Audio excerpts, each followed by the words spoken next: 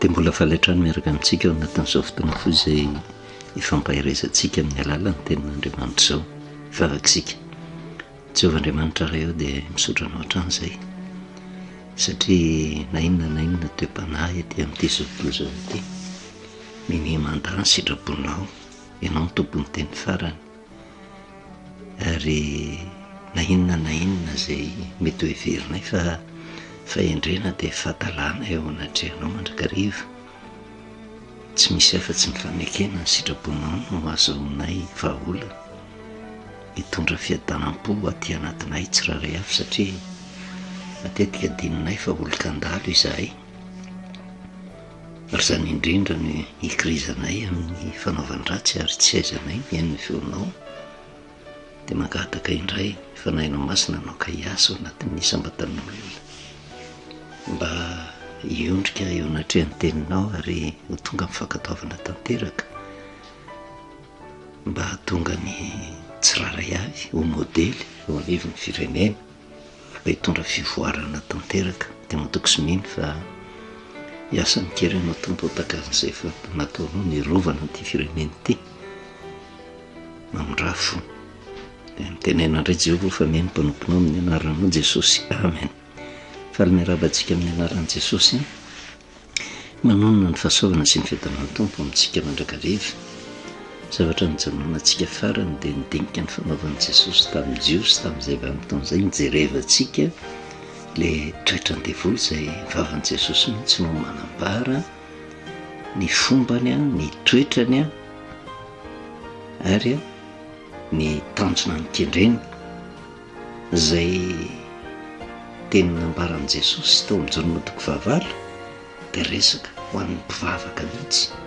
Ireo no tena mampieritreritra amin'izao vanim-potoana izao, satria reto jiosy reto ohatran'ny hoe nisy sombim-pinoana ihany niarahany tamin'i Jesosy, kanefa nisy zavatra tsy nekeny, ka nahatonga an'i Jesosy niteny taty amin'ny Jaonina toko 9 ny 4:7, izay no mijerevantsika fa mbola hiverenantsika moa io tantara io, fa tsy resaka jentilisa mihitsy ny fampiresahan'i Jesosy hoe nitenenany an'izay, fa tena olona izay nieritreritra fa miaraka amin'Andriamanitra. Jaonina toko 9 ny 4:7, ianareo izy avy amin'ny devoly rainareo ka izay sitraky ny rainareo no tianareo atao, izy dia mpamono olona hatramin'ny taloha ary tsy nitoetra tamin'ny marina, satria tsy misy marina aminy. Raha mandainga izy dia ny azy no lazainy, satria mpandainga izy sady rain'lainga. Izay zany mampiseho ilay toetra an-devoly izay nahatonga antsika niresaka hoe tsy tongatonga vaza ange ny korotana misy manerana n'ity zao tontolo izao ity, fa misy fanahy mibaiko ny akamaroan'ny olona ka mahatonga azy diso lalana, vokatry ny tsy fahaiza mipetraka amin'ny toerana misy azy, ny tsy fahaiza mianana, fa te ampiseho ny fahefany, ampiseho ny voninahiny, ampiseho ny arenany. Ary rehefa ny olona manana eritreritra an'izay dia mora lasibatra satana, dia atao mitafiditra ao anatin'ny kizo, ataony mahatoky zavatra tsy ho tanteraka, satria araka ny tenin'i Jesosy hoe izy mpandainga, mpamono olona izy, rain'lainga izy. Dia fa hitantsika tany amin'ny Isaia toko 4:20, ny Ezekiela toko 20:20, ary ny tantara izay nijanonantsika moa dia ny Genesis toko 7, ilay tetikadin'ny satana vao tonga tamin'ny famoronana ny zanak'olombelona. Andriamanitra tany am-boalohany dia efa niditra an-tsehatra izy, ary tena vitany mihitsy ny namitaka any Adama sy Eva tamin'izany vanim-potoana izany. Ny anjely tany an-danitra raha vitany namitaka azy, mampiseho fa tena arak'ilay ambaran'ny soratra masina hoe tena mahay mivarotra izy, mandainga izy, mampanantena zavatra pokaty izy. Ary hitantsika tamin'ny resaka nataony tamin'ny Eva zany hoe tena tsy ho faty tsy akory ianareo, kanefa Jehovah ny tena hoe faty nareo raha mihinana voan'ilay hazo fahalalana ny tsara sy ny ratsy. Fa ilay fahafetseny nandresy lahatra any Eva mba tonga azy hihinana an'ilay voan'ilay hazo nandrarana, raha tsy naindresaka, raha tsy nainandresy lahatra, tsy hatonga ny Eva ho resy lahatra hihinana le voany nandrarany n'Andriamanitra. Ary rehefa tena jerevana hoe eo Satana zay nitondra an'izay hevitra zay, eo Andriamanitra zay namorona azy, zay nandrara azy, de lasa nataony ho zava-dehibe ny feon'le mena rano ka nankatoaviny. Ary zay no nahatonga an' Jesosy eto nijerevantsika hoe anisany toetra ny vatan'i Jesosy hoe izy de mpamono olona mpandainga sady rainlainga. Ary fantatritsika zay rainlainga zay fa vava no ampiasainy, fampianarana no ampiasainy, faiza mandresy lahatra no ampiasainy amin'ny lango malefaka, ary be dehibe no voafitany. Ary ny zavatra teneniny de misy fampanantenana, kanefa fampanantenana tsy ho tanteraka akory. De zay lasa fitaovana iainana manerina an'izao tontolo zao, andresena lahatra ny vahoaka, mampanantena zavatra tsy ho tanteraka. Mandraka rehefa ino moa no nahatonga antsika niresaka an'izay? Mandalo ny fahatsiarovana ny 19 taona ny nazahoan'ny firenena malagasy fahaleovantena. Ary isaoran'Andriamanitra mbola tsy nitsoahana tamintsika zay fahaleovantena zay. Kanefa raha raisina fotsiny zay le hoe mahaleo teny zay a, raha mijery ny fiainan'ny isam-batan'olona amin'ny fiainam-pirenena mihitsy, de lasa malaza tsinanany taka ny vilitsahona, mahaleo tena fotsiny a, fa rehefa tena jerevantsika miankin-doha amin'ireo fireneny dehibe ireo. Ary zany tsy misy fanakanana akory fa zavatra iainana andavanandro ahitantsika. Ny famarinana ny teny soratra masina fa tahaka ny zanak'Israely a tamin'izany vanim-potoana izany tao amin'ny tany Egipta, raha ny andoha zao taon'izao, de ny teny izay noraisitsika de ny Exodosy toko 4 ny 1:1.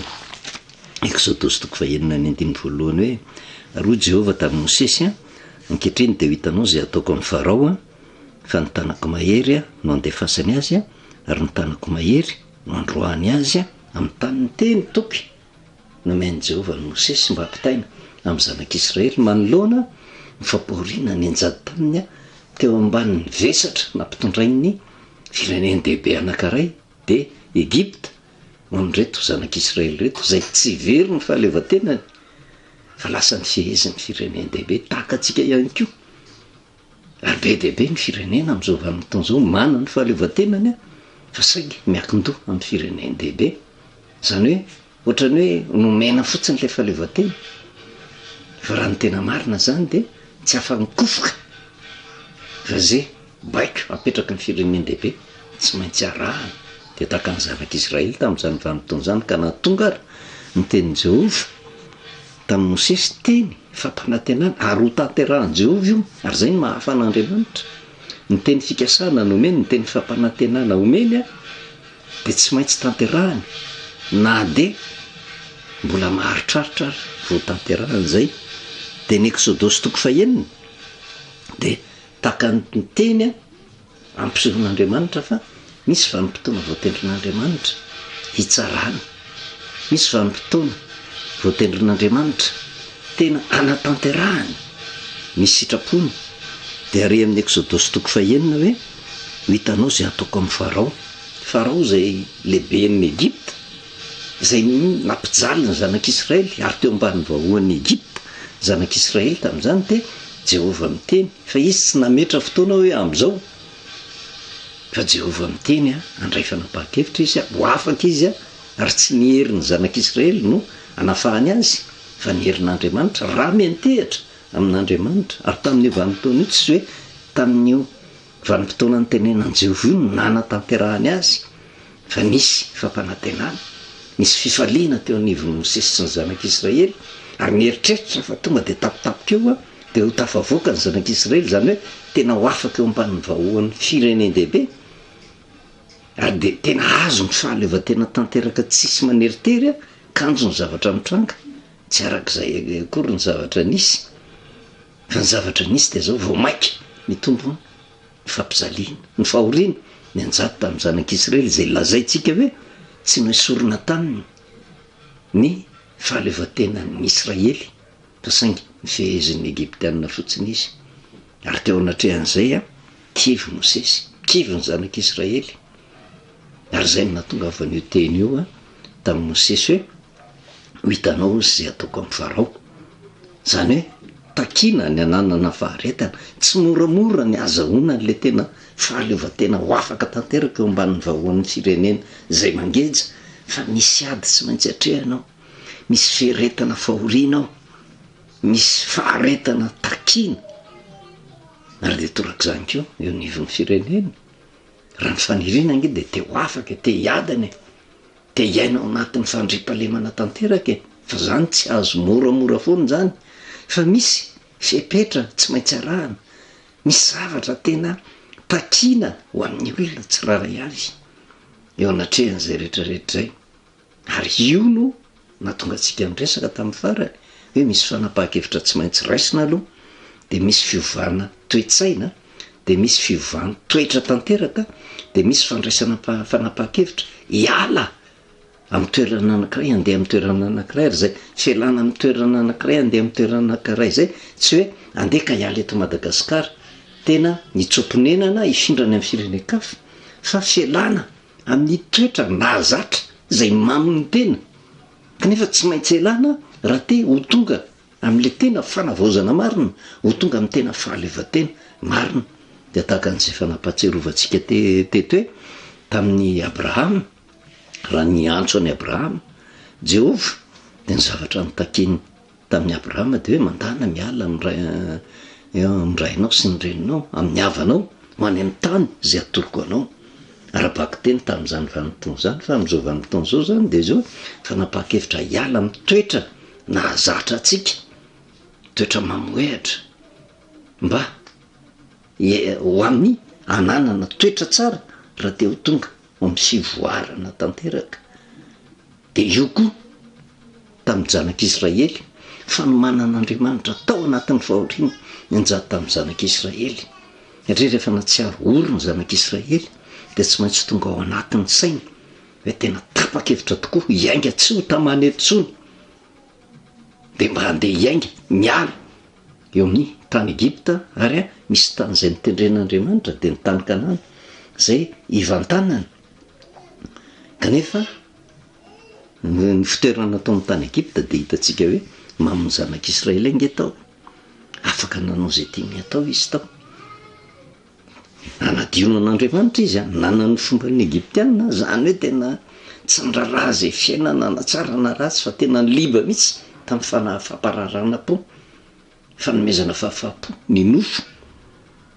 Ary zay toetra zay tsy nankasitrahan'Andriamanitra na tonga amin'ny fahoriana ny anjato taminy, nanjaka ny fitiavan-tena tao, nanjaka fitiavam-bola tao, nanjaka ny fahadalana maro isan-karazan'izay tsy mifanaraka tamin'ny sitrapon'Andriamanitra zay nefara hatramin'ny fanompo-tsampy, nanjaka zany tamin'ny zanak'Israely. Fa rehefa miverina amin'Andriamanitra de misy ny fipetra napetrak'Andriamanitra, ary io tsy tonga de miala fa mbola manefy Andriamanitra, ary tsy maintsy miala eo amin'ny tany Egypta teo any amin'ny tany Kanana. Ary zay le resantsika hoe misy fandraisana fanapahan-kevitra hiala amin'ny toerana, amin'ny toetra, amin'ny fomba zay mamoehatra mba hanaiky koa ny sitrapon'Andriamanitra, ary nitanjona-kendren'Andriamanitra amintsika ingy de niverenantsika amin'Andriamanitra mba zahoantsika ny tena fahaleovan-tena tanteraka. Ary araka ny resantsika na iodika vitsika na iodika vanana na hiezaka tahaka ninona ary tsika raha vao manatena an' Jehova tsy misy fahaleovan-tena marina zany ho tanteraka zany. De tahaka ny zanak'Israely niezaka tamin'ny herin'ny tena ny aina nge izy ho tafavoaka, fa rehefa Jehova niditra an-tsehatra de ny vahaolana natolotry Jehova na tonga fanafahana tanteraka de iny mena ny Pasika afaka tanteraka ny zanak'Israely, ary tsy avy amin'ny zanak'Israely ny Pasika. Ary zay le fahafatesan'i Jesosy Kristy avotra ny zanak'olombelona rehetra, fanafahana tanteraka. Ary zay keo no andrandratsika azosika hiainana zany raha sa tena hiverina amin'Andriamanitra. Raha ohatra tsy satsika de miara-maina ohatra ny takotra etany, satria tsy misy herin'olombelona hatonga ho amin'ny fahaleovan-tena zany. Ary rehefa tena jerevana manerina an'izao tontolo zao, na de reo hoe ireo firenen-dehibe reo nge misy zavatra mamatotra azy koa hoe tsy afahany mikofoka ihany koa hoe fa izy fotsiny hoe firenen-dehibe de lasa fomba mahazatra le hoe tena manandevony ny namany zay mahery ny manandevony malemilemy. de tsy afabela fa raha ohatra hoe tena misy ny fahaleovantena tanteraka de tsika andeha hitaratra fotsiny firenendehibe hoe andeha izy fa tena hoe takany Amerika, Russie, Ukraine ngezangeza zany e, Chine zany rehetrarehetra zany tsy renendehibe daholy fa betrongeny fanontaniana hoe misy vedanana ave any rehefa tena jerefana anke tsika eto Madagasikara miadana kokoa noho nyreny firenendehibe tena misy ady tsy akijany reny orooro tany zay vao hitantsika tamin'ny vaovao reny hoe mahagaga eto Madagasikara nefa tena miaina ao anatin'izany hoe tena filaminana zany na de mafy arany zavatra atrehana fa misy zavatra tsy mbola tanteraka andrasan'Andriamanitra mba hatonga fiadanana, hatonga tena fahaleovantena marina fa lasa mbola manana fahefana foana ny firenendehibe eo anatrehan'izay satria nahoana tsy mahay manankina fiainatsika eo anatrehan'Andriamanitra. De zay ny zavatra hitatsika raha nijery tany amin'ny bokin'ny Genesis tsika tana am-piandohana ange Adama sy Eva tena nanaiky fotsiny izy miaina fotsiny ampilaminany tsy nanana eritreritra hoe tena andeha hitady zavatra tsy antonona azy fa vokatry ny idiran'ny Satana le mpandainga, le mpivarotra, le mpamono olona zay nikitika ny maizy an'le olona tsy nahy ny olona tamin'ny tenany satria zay ny voan'ny Satana tsy nahy mipetraka tamin'ny toerana nametrahan'Andriamanitra azy izy fa te haka ny toeran'Andriamanitra de io koa no nasesiny tamin'ny Adama sy Eva de lasa tsy nahy mipetraka amin'le olombelona noforonina fa nibaiky nomeny Satana azy fampanantenana apokaty tsy fatsy akory ianareo fa fantatr'Andriamanitra fa amin'ny andro zay nananareo an'io de ahiratra ny masonareo ka afantatrareo ny tsara sy ny ratsy osa de ho tahaka an'Andriamanitra ianareo de lasa tao anatin'le fiainany zanak'olombelona am'izay le tsy mahay mipetraka amin'ny toerana misy azy de lasa nitady zavatra zay hiteraka famonoana satria zay nahatonga le raha mihinana ny voanio azy io ianao midikiny rehefa tena adika lalina de rehefa tsy mahay mipetraka amin'ny toerana nametrahan'Andriamanitra anao ianao de ho faty tokoa ary zay nefa ny zavatra misy manerana ny tezao tontolo zao ty tsy fahaiza mipetraka amin'ny toerana misy azy tsy mahay mianina de jereo tsara angeny ambaran'ny soratra masina fa inona moa mahatonga miady na eo nivon'ny firenena, eo nivon'ny fiangonana, eo nivon'ny ty zao tontolo zao ty fa tena manan-tanja lehibe ny arena de ozy ny lazain'ny Paoly apôstôly any amin'ny Timoty voalohany toko fahenina ny 5:9 de hoe fa misy tombony lehibe tokoa izy ny toe-panahy araka an'Andriamanitra momban'ny siany anana ny fahaiza mianina tena tombony ho an'ny olona fa tsy mahay mianina tsony ny akamaroan'ny olona fa te anana mihoatra mandrakariva de ozy ny lazainy hoe fa tsy nitondra na inona tao am'izao tontolo zao isika sady hita fa tsy hatondra na inona ozy fa raha manan-kanina sy fitafiana isika de aoka hianina am'izany fa zay tahanan-karena ozy de latsaka amin'ny fakapanahy sy ny fandrika ary ny filana maro tsy misy antony sady mandratra zay mandetika ny olona ao amin'ny fandringanana sy ny fahaverezana zay tahanan-karena zany hoe tsy ratsy ange zany hoe te hanan-karena zany fa diso tafahoatra loatra le fitediava-karena de mandetika ny tenany ozy amin'ny fandringanana sy ny fahaverezana loza ny zavatra hiatra amin'le olona ho an'ny olona tsy mahay mianina amin'ny toerana misy azy ary io zavatra nasesika Satana ao anatin'ny olona tsy fahaiza mianina io fa na de ataoko hoe fa ampy ary ny eo am-pelantanana de te hitady mihoatra trany de mila zany azy ny 10 fa ny fitiavam-bola ozy no fototry ny ratsy rehetra ko ny sasany zay fahatrapitady zany ozy de fa voavily niala tamin'ny finoana ka nanindrona ny tenany tamin'ny alahelo be ny fitiavam-bola vola daholo nge no dinany zavatra rehetrarehetra matony olona tsy mipetraka amin'ny toerana misy azy de tsarao manerina n'izao tontolo zao eny fandeha na de eo nivon'ny firenena azy io vola io ihany mahatonga ny famonoana mahatonga ny tsy fandripalemana mahatonga ny fitiavana rava tsy fisian'ny fihavanana mahatonga ny korotana maro isan-karazany no io vola io ny fototry ny ratsy rehetra aty amin'ny Timoty faharoa toko fahatelo dia ny andiny voalohany, inona ny zavatra misy? Vaoaka ho fantatrareo zao sy fanamparany ihany a, dia isy andro mahory fa ny olona ho tia tena, ho tia vola, ho mpandoka tena mpiavonavina amin'ny teny ratsy, tsy manaja raisy ireny, tsy misaotra, tsy manaja izay masina ozy a, tsy manam-pitiavana, mpanontolo fo, mpanendrikendrika, tsy mahompo, loza be, tsy tia ny tsara, mpamadika, kriana, mpieboebo, tia ny fahafinaretana mihoatra noho ny fitiavana an'Andriamanitra, manana ny endriky ny toe-panaraka an'Andriamanitra ozy nefa mandany helina. Ohatran'ny raha fijerinao azy dia ohatran'ny matahotra an'Andriamanitra zany. Fa mandany helina dikany manda ny toromarika rehetra omen'Andriamanitra. Ny vola mifototry ny ratsy rehetra tsy mety amin'ny zanak'olombelona zany. Satria nahoana? Efa tafaletika ao anatin'ny fony ny zanak'olombelona, le toe-tsain'ny Satana, tsy mahay mianina amin'izay ananany, tsy mahay mianina amin'ny sakafo ananany, tsy mahay mianina ny amin'ny fitafiana, tsy mahay mianina na amin'ny toerana misy azy, fa te haka ny toeran'ny hafa mandrakariva. Ary zay le te haka ny toeran'ny hafa mandrakariva zay dia mitady hipetraka mihitsy eo amin'ny toeran'Andriamanitra hoe zany tena mahavita zavatra. Ratsy za, tsy ohatran'izao, zay nge le toe-tsaina ratsy dia miteraka korotana zay. Fa tsy taka amin'ny namoronana ny Damaseva mbola tsy tonga Satana, tsy nisy fieritreretana mihitsy hoe te haka ny toerana olon-kafa zany mihitsy i Damaseva. Fa rehefa tonga amin'izay Satana dia io fa tena lasa nangetaeta, dia tsy mahay mianina tsony tamin'ny toerana namoronana an'Andriamanitra azy, fa tafalatsaka tao anatiny le hoe ho tahaka an'Andriamanitra ianareo. Zany hoe zany ho tahaka an'Andriamanitra zany zany tsy rehefesy mandidy, tsy bakio nizaniza, fa tena manana fahefana amin'izay tiany atao rehetra rehetra. Kanefa olona noforon'Andriamanitra tsy afabela, fa tsy maintsy manao ny sitrapon'Andriamanitra. Ny akoatran'izay tsy maintsy fahafatesana ny vokany.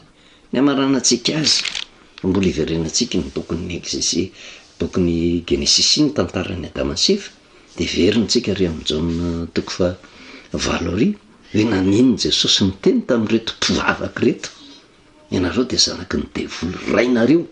Maninona izy niteny an'izany? Ao anatin'ny fivavahana misy fitaka, misy toetra ratsy. Ary araka ny resahantsika asiana mafy ny tena mangany, tsy nahy nitaiza ny fiangonana matoa zao ny toe-javatra misy eo anivon'ny fitantanana firenena. Aleo asiana mafy ny tena ho mangana eo anatrehan'izay hoe tena mba olona nivoaka avao anatin'ny fiangonana daholo inge ny mpitantana rehetra nisy teto Madagasikara fa inona ny fiavarany? Fa tsy mahay mipetraka amin'ny toerana misy azy ny fiangonana mba hahatsiaro tena hoe sao dia nisy fitezana, tsy nety tao. Toriteny toko fadimy. Ary tia no marina manerina an'izao tontolo izao, marina eo anivon'ny fitantanana ara-nofo, marina eo anivon'ny fitantanana ara-panahy, marina eo anivon'ny fitoriana filazantsara. Ary ninonninona mety heverin'ny olona fa finoana rany, marina foana ity teny ity. Mpitoriteny toko fadimy ny andininy fahasivy. Mpitoriteny toko fadimy ny andininy fahasivy. Zay tia vola ozy tsy ety ho voky vola, ary zay fatra-pity arena be tsy ety ho vokin'ny fitombokarena, fa zava-poana koa izany. Tsy afa-miala mihitsy, ohatran'ny lasa cancer ao anatin'ny olona. Mety ho eritreretin'ny olona ho tsara, mitombo foana mivola, mitombo foana miarena, fa tsy mety mianina amin'izay, fa te hanana mihoatra mandrakariva, te hampiseho amin'ny olona hoe za manana noho ianao. Kanefa ny filazan'ny Paoly azy hoe tena anindrony, tena ho amin'ny ala helibe zany hitarika azy ho any amin'ny fahafatesana. Ary zay ny mandrava fihavanana. Raha voapotika ny fihavanana tadidio ty ireo olona, misy fitediava-karena diso tafahoatra loatra, tsy manam-pitiavana, mpanontolo fo. Satria nahoana? Te hiaro fananany am-pelantanany, tsy ho kitikitihana dia manjary ny hafa manodidina no atao zay aminao anazy, zay toe-tsaina avy amin'ny devoly zany, dia manjary tsy otsony le fitiavana rava, le fihavanana malagasy. Voninahitro an'Andriamanitra rery ny vavakisika. Sodranao Jehovah Andriamanitra ray amin'ny teninao indray izay azonay niraisina, izay mampieritreritra anay mba hatonga anay todika amin'ny tenanay ka andray fanapahan-kevitra mba anana ny toetra tsara indrindra araka ny teny mpanompono hoe misy tombony lehibe ny toe-panaharaka an'Andriamanitra ho mban'ny fiainenana dia mba haizanay mianina amin'ny toerana misy anaika sy anaovanay tsinitsinina ny manodidina ary mitomboka amin'ny isam-batan'olona izany mba hivelatra eo anivon'ny faritra eo anivon'ny firenena mihitsy ameriny indray ho amin'ny loniny fitiavana anao voalohany indrindra Jehovah-Andriamanitra ray ao dia ny fifankatiavana misy eo anivon'ny firenena mba hitana ny firenena. Saotra ray eo amin'ny anaranao Jesosy, amen. Manao velomantsika amin'ny anaran'i Jesosy, manao ny fahasoavana sy ny fiadanan'ny Tompo amintsika mandrakariva.